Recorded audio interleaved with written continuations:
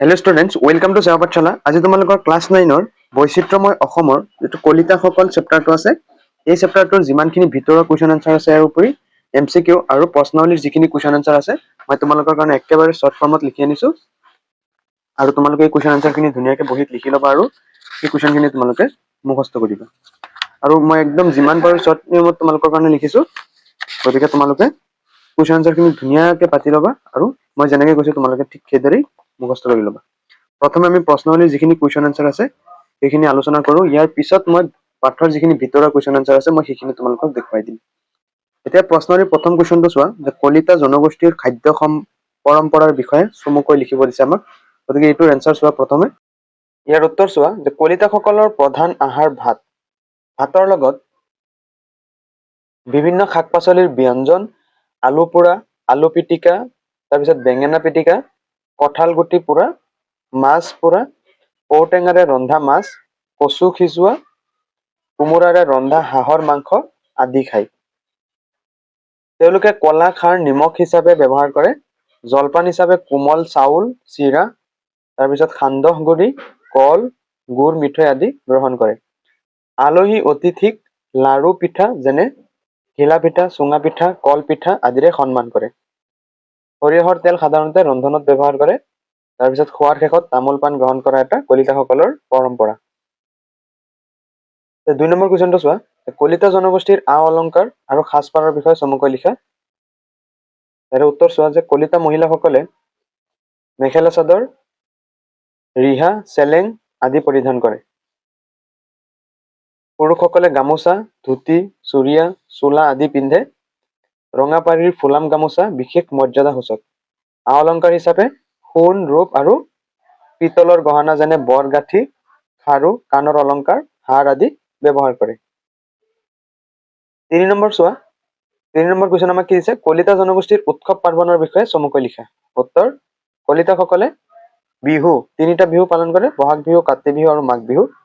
ইয়াৰ উপৰি সাকতি বা সাকেতি, বাহ পূজা, ভতেলি, গৰু বিহু, মহোহো, মহ খেদা যিটো, তাৰপিছত ঢুলীয়া, ভুই ৰোৱা, ধানৰ আগ অনা মানে লক্ষ্মীক আদৰে, পাছতি, ন খোৱা, ভোগালী বিহু আদি উৎসৱ পালন কৰে। ছোৱালী ডাঙৰ হোৱা পুষ্পিতা বা ধুৱেনী পৰ্ব, ওজাপালি, নাগাৰা নাম আদিও কলিতাসকলৰ সামাজিক সংস্কৃতিৰ কি জীৱনৰ অংশ। 4 নম্বৰ কুৱেশ্যন, চমু টোকা লিখিব দিছে আমাক। ক দিছে কি আনন্দৰাম বৰুৱা। চোৱা, এই কুৱেশ্যনটো তোমালোকে মুখস্থ কৰি ল'বা। আনন্দৰাম বৰুৱাৰ জন্ম হৈছিল 21 মে 1850 চনত উত্তৰ গুৱাহাটীৰ ৰজাদুৱাৰৰ জন্মগ্ৰহণ কৰা এজন বিশিষ্ট শিক্ষাবিদ আৰু প্ৰশাসক আছিল।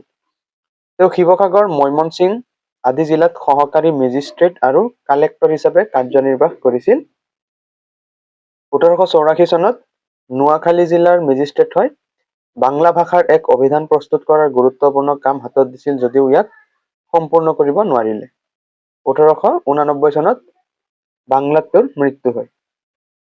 খ, কুমাৰ ভাস্কৰ বৰ্মা। কুমাৰ ভাস্কৰ বৰ্মা 593 পৰা 650 খ্ৰীষ্টাব্দত তেওঁৰ জন্ম আৰু মৃত্যু, যিজন আছিল কামৰূপ ৰাজ্যৰ এজন শক্তিশালী ৰজা। তেওঁৰ দিনৰ পৰাই ভাস্কৰাব্দৰ গণনা আৰম্ভ হয়। হৰ্ষবৰ্ধনৰ সৈতে মিত্ৰতা স্থাপন কৰি উত্তৰ ভাৰতৰ ৰাজনীতিত প্ৰভাৱ বিস্তাৰ কৰিছিল। তেওঁৰ ডুবি তাম্ৰলিপি, তাৰপিছত নিধানপুৰ তাম্ৰলিপি, নালন্দাৰ মোহৰ আদি ঐতিহাসিক কি সম্পদে কলিতা জনগোষ্ঠী আৰু অসমৰ গৌৰৱ বৃদ্ধি কৰিছে। চোৱা, মণিৰাম দেৱান। 1806 চনত মণিৰাম দেৱানৰ জন্ম আৰু 58ত মৃত্যু। 1857 চনৰ চিপাহী বিদ্ৰোহত তেখেত আছিল মণিৰাম দেৱান প্ৰথম অসমীয়া নেতা। তেওঁ প্ৰথমে ইংৰাজ চৰকাৰৰ দেৱান হিচাপে কাম কৰিছিল, যদিও পিছলৈ বৈষম্যমূলক নীতিৰ বিৰোধী হৈ পৰে। তেওঁ যোৰহাটৰ ওচৰত চাহ বাগিচা স্থাপন কৰি প্ৰথম অসমীয়া চাহ খেতিয়ক হিচাপে পৰিচয় লাভ কৰে। ইংৰাজৰ বিৰুদ্ধে গোপন বিদ্ৰোহৰ আয়োজন কৰোঁতে ধৰা পৰি 1858 চনৰ 26 ফেব্ৰুৱাৰীত যোৰহাটত তেওঁক ফাঁচি দিয়া হয়।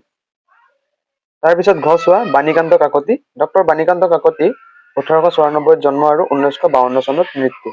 এজন বিশিষ্ট শিক্ষাবিদ, ভাষাবিদ আৰু গৱেষক আছিল।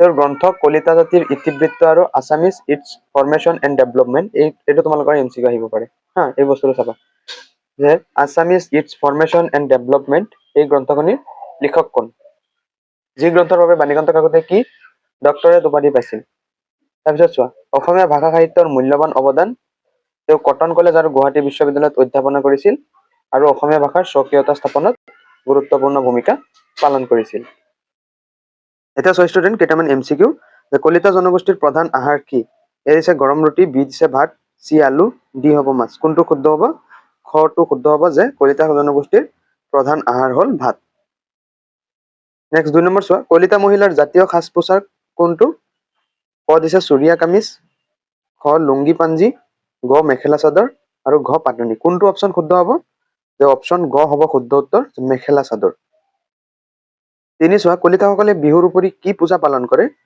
ক দিছে খাকতি বা খাকেতি খ দিছে দুলীয়া পূজা গ দিছে মাঘ বিহু ঘ দিছে কৰাত পূজা কোনটো অপশ্যন শুদ্ধ হ'ব অপশ্যন ক অৰ্থাৎ খাকতি এই অপশ্যনটো হ'ব শুদ্ধ উত্তৰ প্ৰথমটো 4 নম্বৰ চোৱা যে ভাস্কৰাব্দৰ গণনা কোন ৰজাৰ দিনৰ পৰা আৰম্ভ হৈছিল এ দিছে নৰনাৰায়ণ বি দিছে কুমাৰ ভাস্কৰ বৰ্মা চি দিছে চুকাফা ঘ দিছে মিৰি চুতীয়া কোনটো অপশ্যন শুদ্ধ হ'ব যে অপশ্যন খ হ'ব শুদ্ধ উত্তৰ কুমাৰ ভাস্কৰ বৰ্মা 5 চোৱা মণিৰাম দেৱানক ক'ত ফাঁচি দিয়া হৈছিল প্ৰথম দিছে গুৱাহাটীত খ দিছে শিৱসাগৰ গ দিছে যোৰহাট কোনটো অপশ্যন শুদ্ধ হ'ব অপশ্যন গ অৰ্থাৎ যোৰহাটত মণিৰাম দেৱানক ফাঁচি দিয়া হৈছিল এই অপশ্যনটো শুদ্ধ হ'ব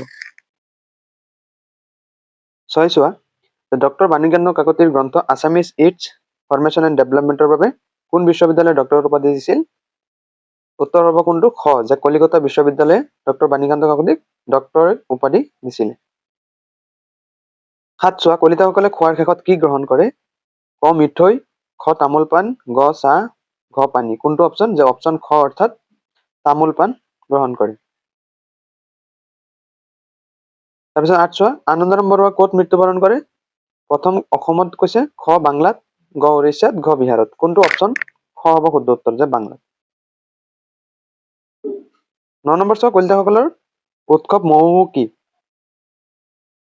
উত্তৰ ক দিছে গৰু বিহু খ দিছে মহ খেদা উৎসৱ গ দিছে বাঁহ পূজা ঘ ভুই ৰোৱা কোনটো অপশ্যন হ'ব খ শুদ্ধ উত্তৰ যে মহ খেদা উৎসৱ 10 চোৱা কলিতাসকলৰ ঘৰুৱা ব্যৱহাৰৰ পিঠাৰ উদাহৰণ কোনটো ক দিছে চিৰা খ দিছে ঘিলা পিঠা গ দিছে পুৰি ঘ দিছে লাড্ডু কোনটো অপশ্যন খ অৰ্থাৎ ঘিলা পিঠা হ'ব অপশ্যন খ হ'ব শুদ্ধ উত্তৰ গতিকে ষ্টুডেণ্ট তোমালোকৰ এইটো কলিতাসকল এই চেপ্টাৰটোৰ যিমানখিনি প্ৰশ্নাৱলীৰ লগতে ইম্পৰ্টেণ্ট এমচিকিউ আছিল গোটেইখিনি মই আলোচনা কৰিলো গতিকে ভিতৰৰ কুৱেশ্যন ইমান তোমালোকৰ চোৱাৰ দৰকাৰ নাই এই মই যিখিনি দিছো আৰু এইখিনিৰ লগতে এমচিকিউ খিনি চাবা এইখিনিৰ পৰাই তোমালোকৰ কমন পৰিব গতিকে আশা কৰোঁ আজিৰ ভিডিঅ'টো তোমালোকে ভাল পাইছা আজিৰ ভিডিঅ'টো তোমালোকে লাইক কৰি আমাৰ এইটো সেৱা পাঠশালা ইউটিউব চেনেলটো ছাবস্ক্ৰাইব কৰি ৰাখিবা যাতে আগলৈ বিভিন্ন ক্লাছসমূহ দিয়াৰ লগে লগে তোমাৰ ওচৰত গৈ পায় ইয়াৰ উপৰি মই তোমালোকৰ ক্লাছ 9ৰ বিজ্ঞান অংক ইংলিছ মানে গোটেইখিনি সাবজেক্ট মই ফ্ৰী অফ কষ্টত তোমালোকক দি আছো জাষ্ট তোমালোকে আমাৰ এইটো সেৱা পাঠশালাটো ছাবস্ক্ৰাইব কৰিব লাগে আৰু তোমালোকে ফ্ৰীতে গোটেইখিনি পাই যাবা